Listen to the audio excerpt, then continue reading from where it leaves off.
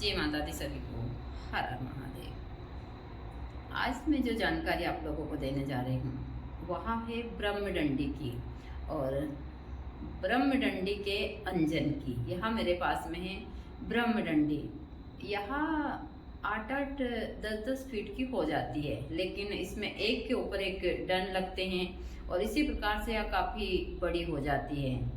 यह इस ऐसे तो यह सीजनली पौधा जैसे बारिश के टाइम के ऊपर ज़्यादा होता है, लेकिन हमारे यहाँ पर पानी वगैरह खेतों में लगता है तो यह इस समय के ऊपर भी यहाँ पर है। तो ब्रह्मडंडी का अच्छे योग में काजल बनाया जाता है, ब्रह्मडंडी का तिलक बनाया जाता है।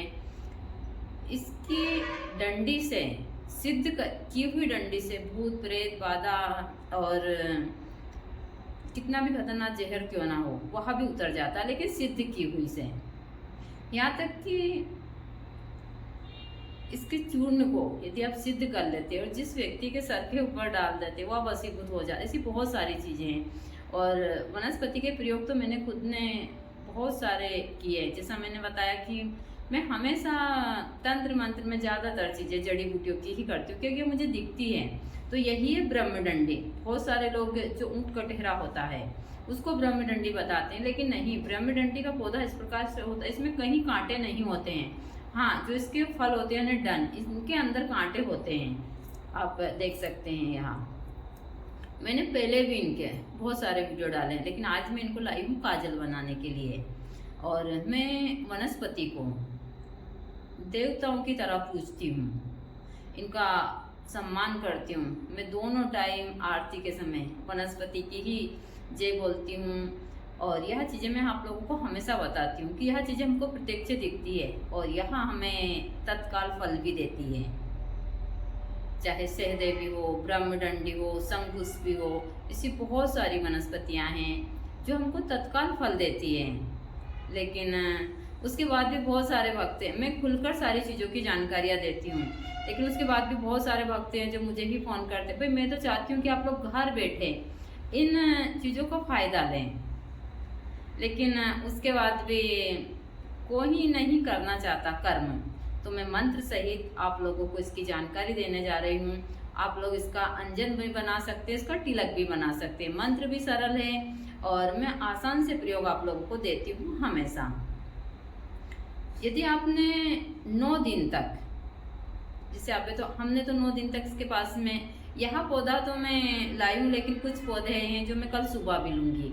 इसका मुझे आज रात्रि को भी काजल बनाना है, कल भी बनाना है। तो 9 दिन तक हम इन वनस्पतियों के पास में, जैसे कि हम अमावस्या की शाम से धूप दीप और दीपक लगाते हैं। दीपक लगाने के बाद में यदि हमको मंत्र का उच्चारण वहाँ पर करना होता है तो हम वहाँ पर मंत्र का उच्चारण करते हैं, वरना हम देवी की तरह वहाँ पर 9 दिन तक दीपक लगाते हैं। फिर हम अष्टमी के दिन निमंत्रण देते हैं और नवमी के दिन सूर्योदय से पहले इन वनस्पतियों को लेते हैं, फिर मंदिर में लाते हैं।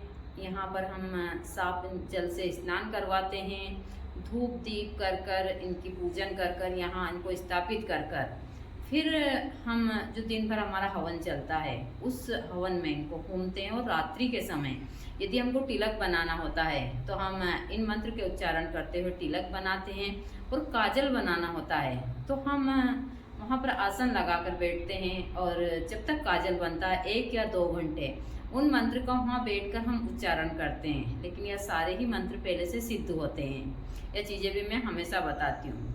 अब जब अच्छा योग आता है तो जो मैं मंत्र आप लोगों को देती हूँ, आप यदि अपने गुरु से दीक्षित हैं तो इन मंत्र को सिद्ध कर कर फिर इन वनस्पतियों के आप काजल बना सकते हैं, तिलक बना सकते हैं और इनको धन प्राप्ति के लिए भी ले सकते हैं आप लोग। यहाँ तक कि इनकी यक्षिणियाँ भी सिद्ध होती हैं और वह हर एक क्षेत्र में चमत्कारी प्रभाव दिखाती है।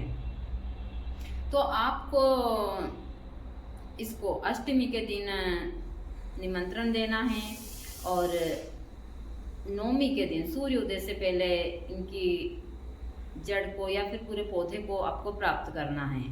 पौधे को लाकर घर लाकर सूर्योदय से पहले धूप दीप कर कर, और जो मैं आप लोगों को मंत्र दूंगी इस मंत्र से ज़्यादा नहीं, आपको तो कम से कम 11 माला से इनको अभिमंत्रित कर कर 108 बार हवन कर कर फिर आप रात्रि के समय, नवमी के दिन आप एक दीपक लीजिए।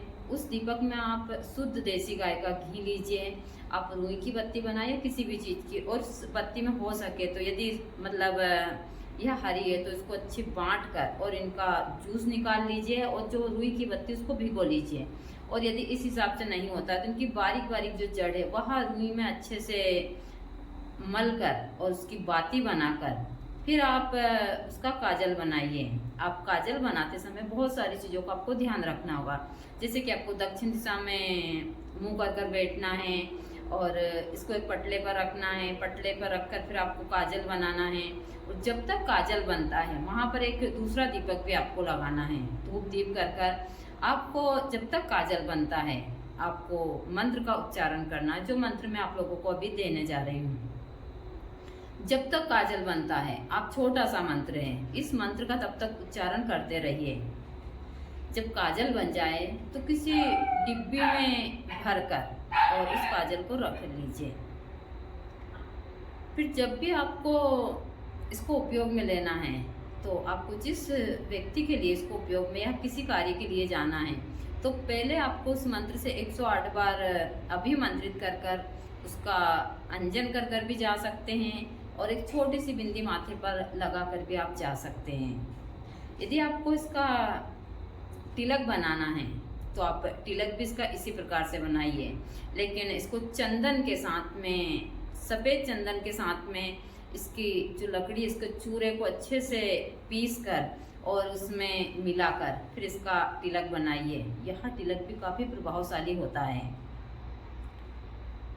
वशीकरण के लिए इसका चूर्ण दिया जाता है, वह काफ़ी महत्वपूर्ण है, लेकिन वह जानकारी मैं आप लोगों को नहीं दूंगी क्योंकि वह इतनी सटीक और उस हिसाब की है, कोई भी इसका फ़ायदा उठा सकता है।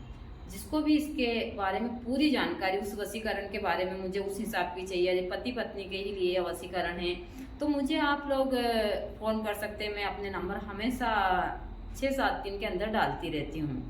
यदि मुझे लगेगा तो मैं आप लोगों को इसकी विधि फ़ोन के ऊपर बता दूंगी। एकदम विधि तो सरल है लेकिन इतनी सटीक और इतनी चमत्कारी है, तो मैं वह विधि उसी हिसाब से आप लोगों को दूंगी।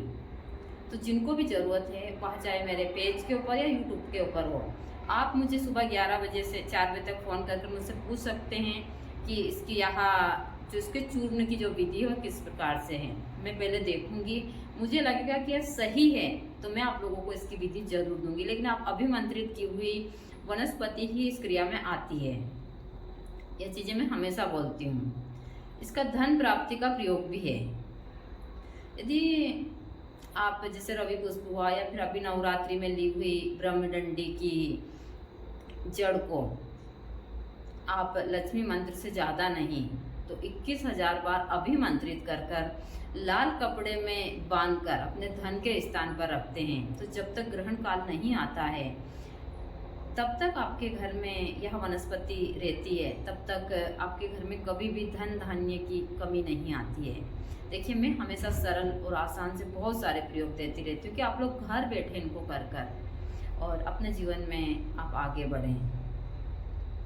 इससे हर जहरीले जानवर का जहर भी उतरता है। यदि आपने अच्छे योग में ली हुई ब्रह्मडंडी की पूरी डंडी को सिद्ध कर अपने पास रखते हैं और फिर अभिमंत्रित कर उसको सिद्ध कर लेते हैं, जैसे कि मैंने बहुत जगह माँ काली का मंत्र दिया है, उस मंत्र से भी आप अभिमंत्रित कर सकते हैं इसको। और फिर आप उसी मंत्र से 108 बार उस व्यक्ति के ऊपर से इसको ऐसे उतारते हैं तो स्वतः ही जहर उतर जाता है। उसके बाद में आप अपामार्ग का जो पत्र है उसका चूरा अच्छे से बांटकर और उस बिच्छू के डंक के ऊपर या जो जहर है उसके ऊपर रख दीजिए। थोड़ी देर में, मतलब 10 से 15 मिनट में यह जहर उतर जाता है। हमने हजारों लोगों के इससे जहर उतारे हैं। मैं हमेशा आप लोगों को बोलती हूँ कि मैं सरल और आसान से प्रयोग इन वनस्पति के देती हूँ। यदि आप सही तरीके से करते हैं तो भगवती की कृपा से आपके हर एक कार्य होते हैं, ऐसा नहीं है। लेकिन मैंने चीज़ें देखी कि बहुत कम लोग हैं जो सारी चीज़ें करते हैं और मुझे ही फ़ोन करते हैं। बहुत सारी चीज़ें हैं